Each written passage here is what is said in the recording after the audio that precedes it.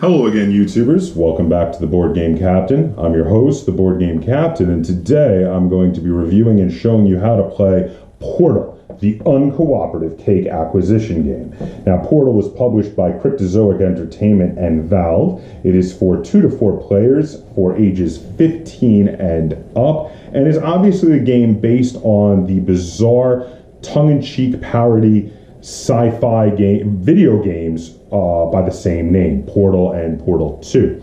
Now, one thing I do want to draw attention to before we move on is that the companies here did something that I really don't like when modern board game companies do, and that is that they left the designer or the designers off of the box.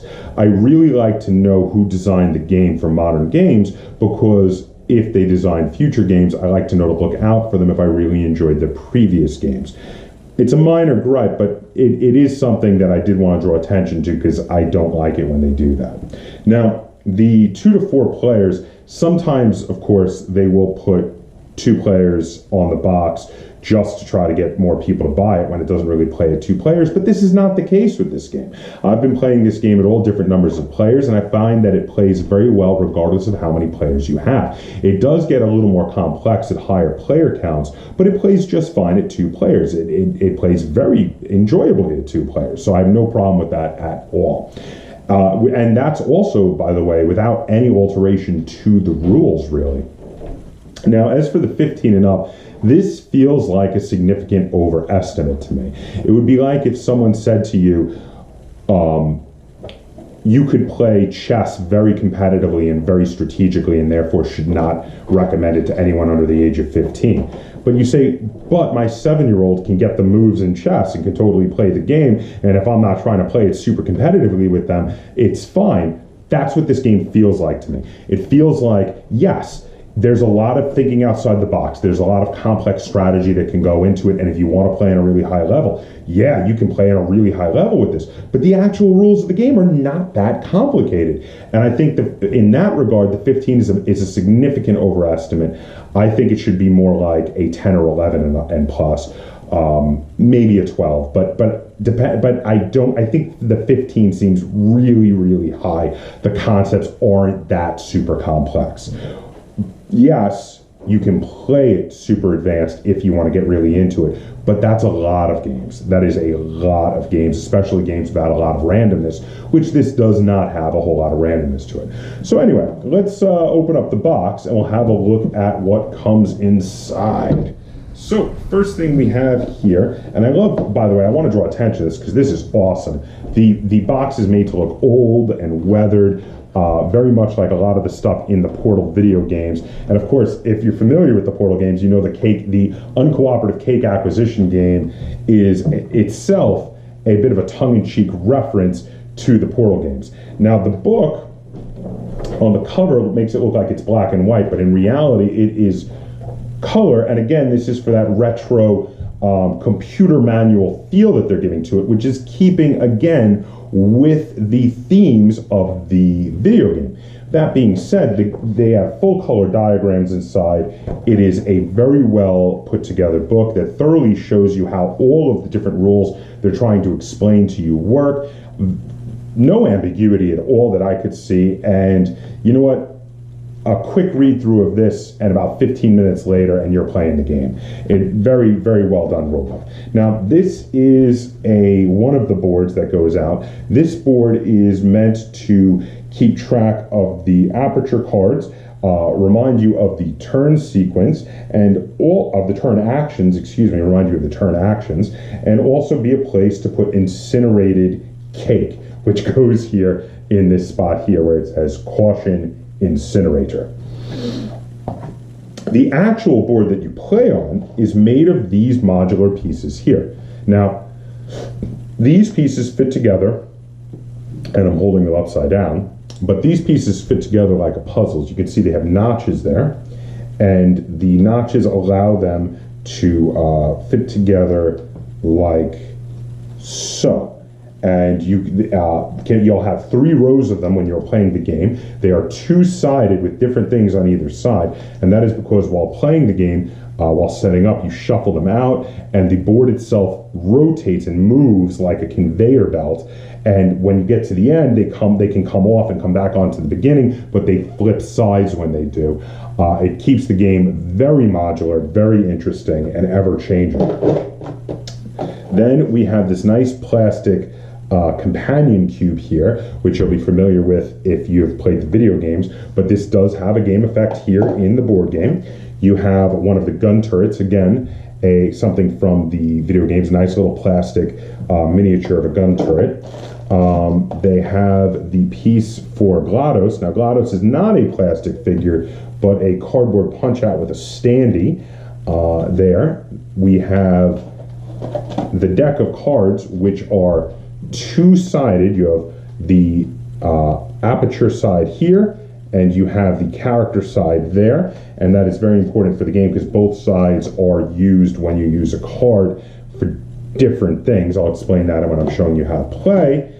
And then we have these two portal tokens, the blue and the red portal, because you know what?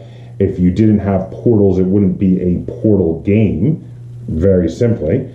You have some quick reference cards here that remind you of what things you can do on your turn and how to use the portal gun.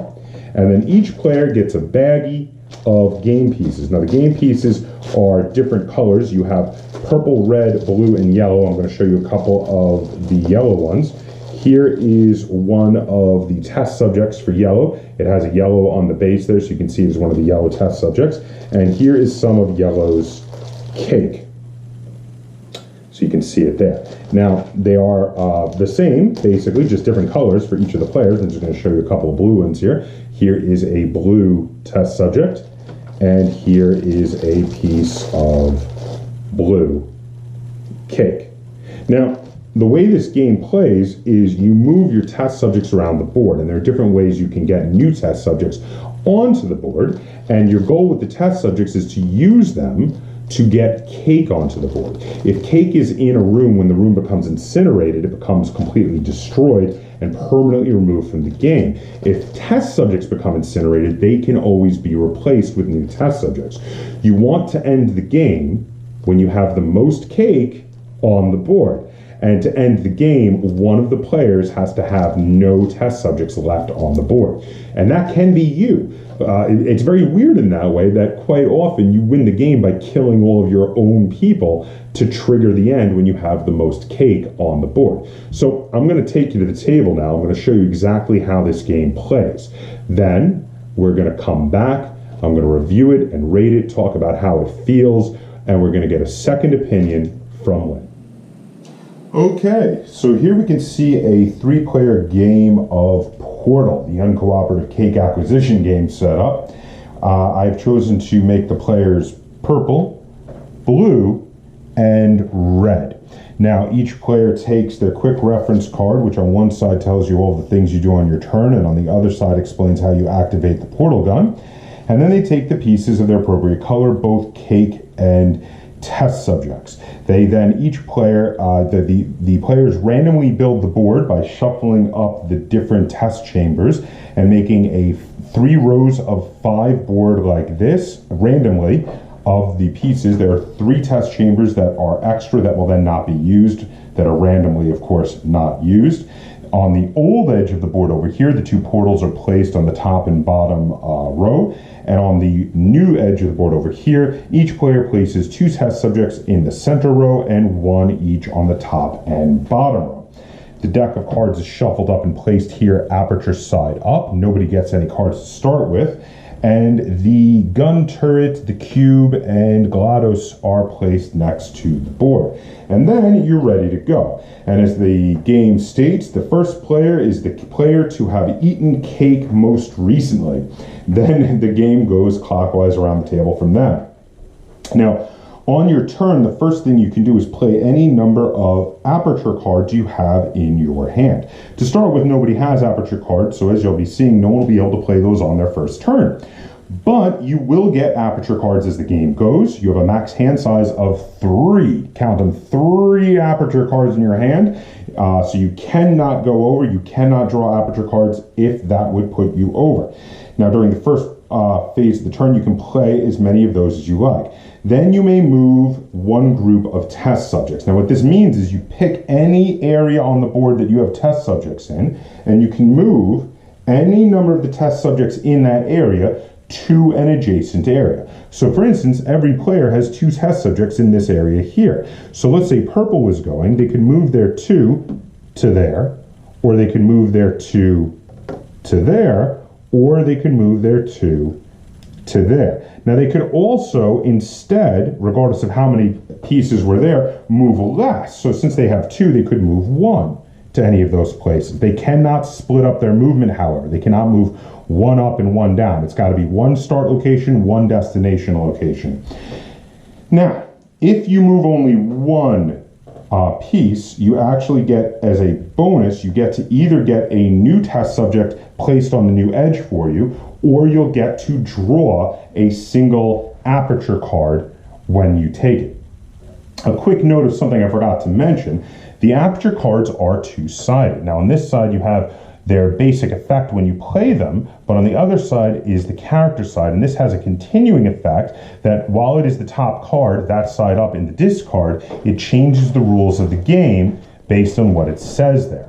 So that's a very important thing. You should read both sides of your cards, because in addition to the effect you're going to get, until someone else plays another card, that card will permanently change the rules of the game. Now, after you've played cards and possibly moved, the next thing you have to do is you have to activate a test chamber. The test chamber you activate must be one of the 3 that are on the old side of the board. The old side of the board are the ones most closest to this side. You pick one and you put the GLaDOS token on it. Now, whichever one you activate, first thing you do is check to see if anyone has test subjects in there. If they do, whoever has the most test subjects on that side of the board gets to take abilities based on the symbols here. So as you see here, these little symbols of running people, each one of those would get you a free test subject that would come in on your side of the board. The cake symbol would get you a free piece of cake that would come in on the new side of the board. And this little aperture logo will get you a free aperture card as long as you're able to draw them. Some of them, like this one here, have special icons. Like there, it shows a turret killing someone, in which case you get to place the turret on the new side of the board. If you have a cube symbol, the cube gets to go on a location, and if the cube is on a location when you choose to activate it, no one is allowed to get the abilities for that location. If the cube is there, it distracts them. If no one is on the location, no one gets the abilities. Once you check to see if anyone gets the abilities and give them their benefits for having activated it, you then pull it off of the board, flip it over, and put it on the new side of the board anywhere you want. The only restrictions to which row you can put it in is that you can never split the board into multiple boards, and each row must remain at least 3 test chambers wide. And that's basically the whole game. You play and you play until someone has no test subjects on the board. Test subjects are lost when when one of these spaces on the old side is activated and incinerated. Any test subjects or cake there are incinerated with them. You get the test subjects back for reuse. Cake that's incinerated is permanently gone from the game. However, special tokens do get to come with the piece when it comes back to the new side of the board, special tokens being the cube, the gun turret, and the portals. So let me show you a few turns, show you how this game goes. So we're going to start with purple. So purple says, all right, well, I don't have any cards to play. I'm going to move one of my test subjects here, and I'm going to use that having moved 1 to draw a card, which I'm going to take and put in front of me over here. And then purple decides they're going to activate this chamber here. No one is in it, so no one gets the ability, but the chamber comes off of the structure, flips over, and goes back to the other side of the board, but keeps the portal on it. So now we actually have 2 portals connected on either end of the board there. At that point, they are done, and it is blue's turn. So blue decides to move this piece here into the test chamber with the portal, and because again they've only moved a single piece, they get to take a card or get a new test subject on the board, where they choose to take the card. They're going to take a card, and then they are going to activate this test chamber here. No one is in it, no one gets the ability, but it does get recycled back to the other side of the board, and blue decides to put that one down here. So now it is red's turn, and red decides, you know what, they're going to move up here, only moving one. They're going to place another test subject onto the board here, and then they are going to destroy they're going to activate and destroy the piece that has the other portal in it to stop blue from using it, and they've decided they're going to place it right there. So now the portals are right next to each other. So back around to purple. So purple decides they're going to play their token, their card here, but what they're going to do is, rather than do what it says, they're going to use it to activate the portal gun. So they play it, they're going to activate the portal gun. Now they get to pull both of the portals off the board. They can place them anywhere they want, but they cannot be on the old edge. So they're going to place one here, and they're going to place one there. Then purple is going to move through the portal with their one test subject, which allows them, again, to get either a free card or a new test subject. They're going to take a new test subject, they've decided, and they're going to move them on there. And then now, because they played a card on their turn, the new effect is when an activated chamber is tied for majority, the player activating that chamber may choose one of the tied players to earn the reward. So that is the effect if you have someone in the final chamber, which still no one does, but they're going to activate this chamber here to get rid of it and remove it from this side of the board before flipping it and putting it on the new edge. At this point, you might want to slide your board up a bit, and that is something you will do from time to time to keep it in the center of your play area. So that was it for purple.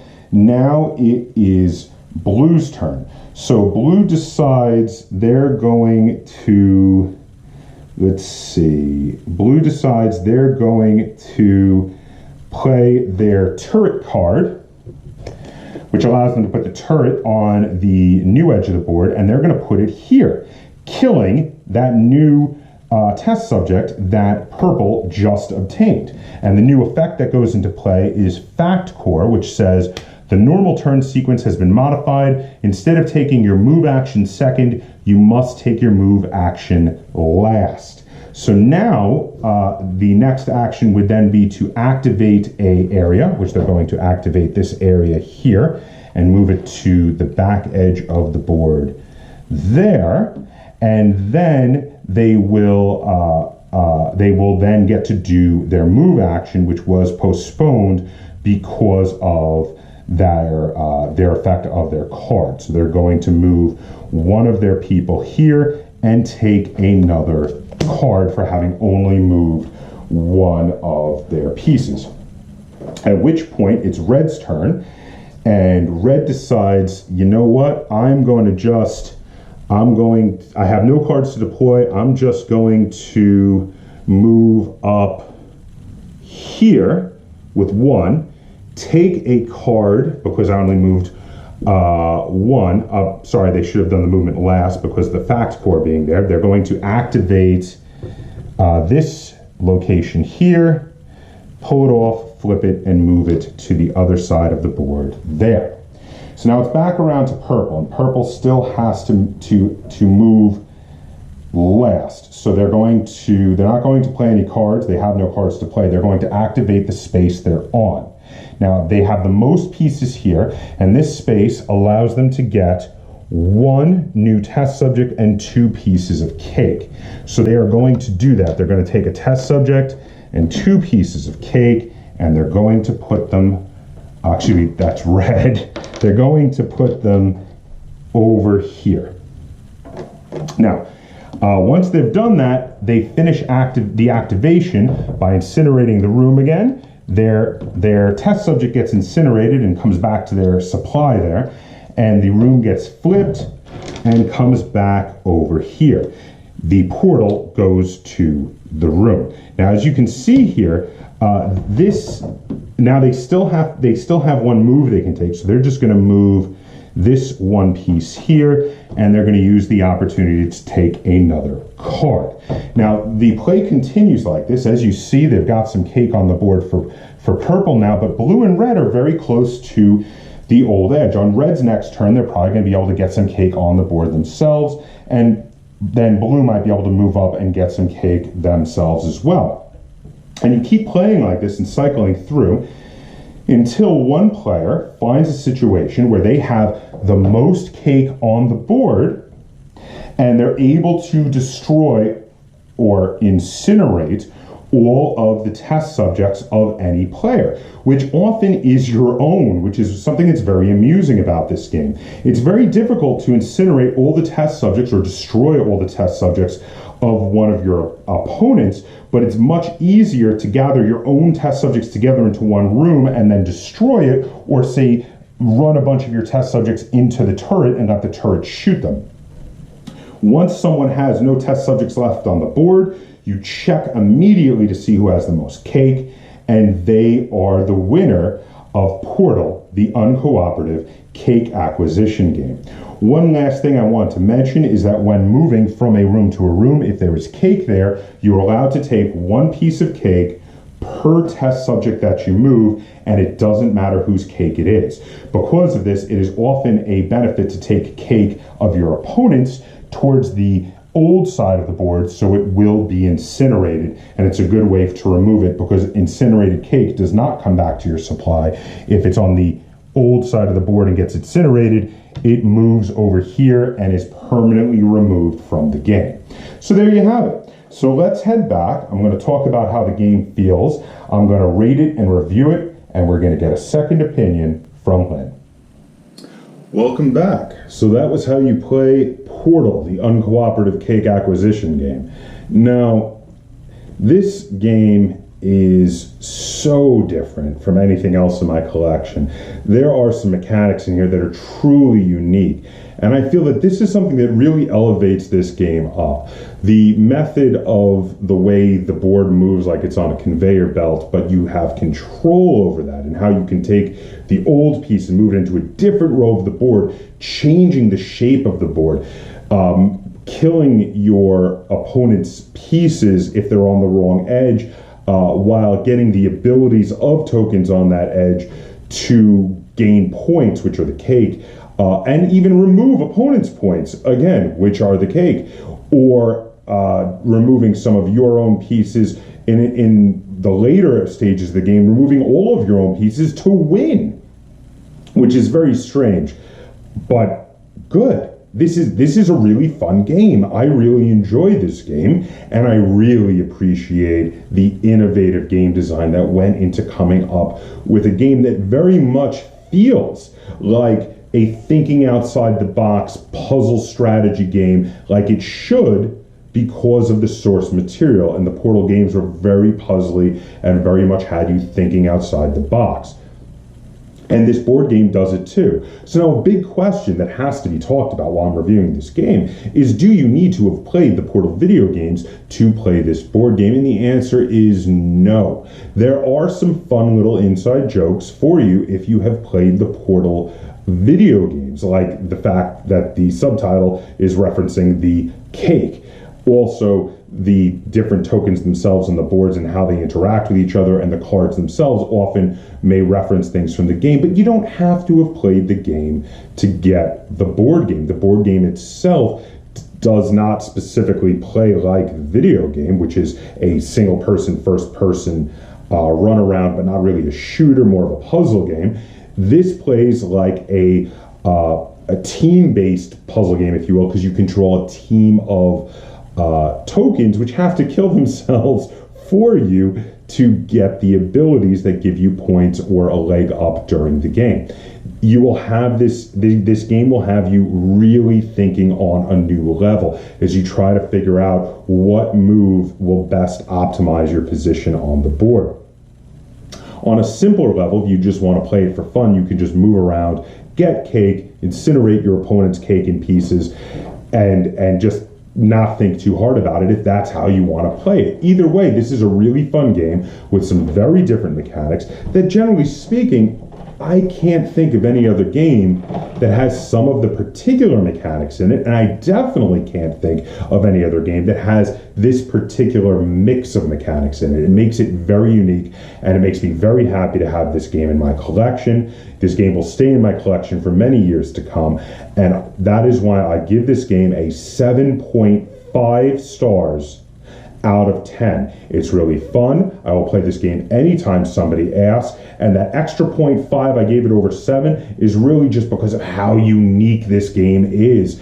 And I really felt like that sort of amazing innovation needed to give the point score a boost. So that gave it that extra 0.5. That's why it's a 7.5 out of 10. I really like this game. I've played it a bunch. I'll play it anytime someone asks. I will ask to play this game many times in the future, and I really enjoy the way it engages me and challenges me to bring my strategy and tactics to a new level. But let's get a second opinion. Lynn, how many stars out of 10 would you give to Portal, the uncooperative cake acquisition game? 7. So Lynn also has quite liked this game and has given it a 7 out of 10 stars. So there you have it. Lynn and I are in agreement. This is a 2 thumbs up review from us here at the Board Game Captain for Portal, the uncooperative cake acquisition game. Now, have you played Portal yet? What do you think of it? Do you like it? Do you disagree with us? Do you like it more than us? Do you like it less than us? Go ahead and put a comment down below and let me know what you think. If you have any comments, questions, or concerns either on this video or on Portal, the uncooperative cake acquisition game, I never get tired of saying that, go ahead and put it in the comments down below. And as always, if you enjoyed this video and you want to see me do more like it, please give me a like, share this video, and if you haven't already, please subscribe to the Board Game Captain, that is Captain spelt with a K, on YouTube. And until next time, game on.